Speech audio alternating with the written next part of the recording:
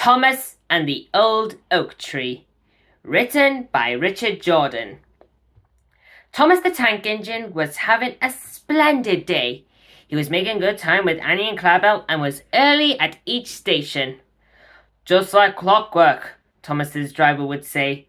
This made Thomas feel very pleased with himself, but he knew that he would not run nearly so well if not for his driver, who Thomas had worked with for years and loved very much. After the day's work was over, Thomas and his driver liked to stop near an old oak tree near the windmill. It was a peaceful spot. Each night, as the driver sat on the fence looking out over the pasture, Thomas could see that his driver was getting old. He wasn't as young or spry as he used to be many years ago.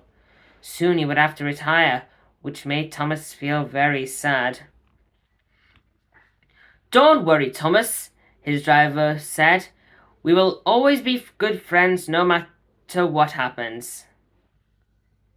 The next morning, Thomas was astonished to find a new driver greeting him in the sheds. "I beg your pardon," Thomas said, "but where is my driver?" "I'm your driver today, Thomas.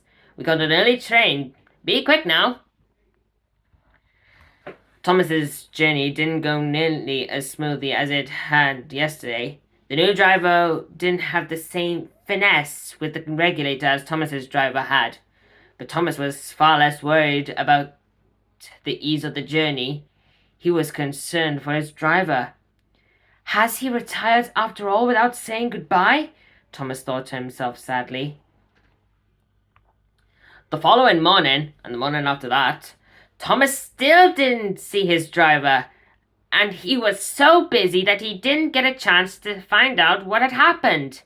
He was beginning to become very frustrated. Finally, one afternoon, the new driver tried to move Thomas across the yard to begin shunting, but Thomas wouldn't budge. "Sure will, Thomas.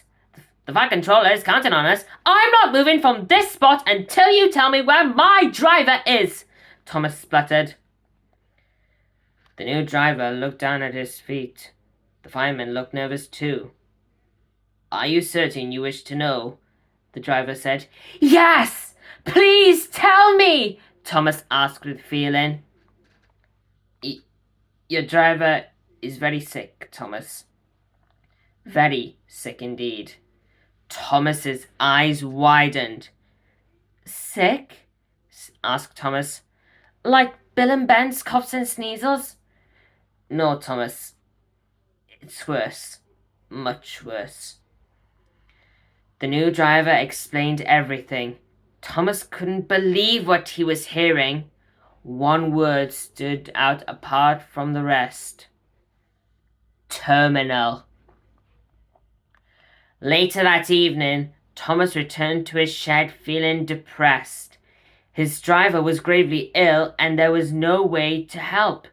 The other engines didn't know what to say or how to make Thomas feel better. For the rest of the week, Thomas was too distracted to attend to his work. He shunted the wrong trucks and stopped beyond the platform. Then, while at the big station, Thomas's driver was called into the Fat Controller's office. He and the Fat Controller walked back out and approached Thomas slowly. The Fat Controller started. "I don't know how to tell you this, Thomas, but it is best that you know." He and the new driver traded nervous glances. "We received a message that your driver passed away around 7 o'clock this morning." Thomas's heart sank. Tears formed in his weary eyes. The sun was beating down, but Thomas felt ice cold.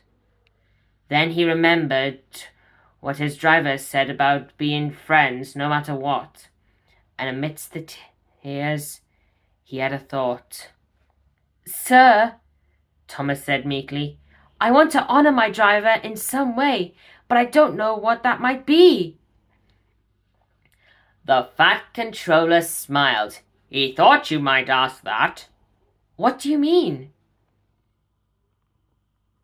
Your driver had a very specific list of requests for his funeral. He wanted you to pull a special train to carry him to his final resting place.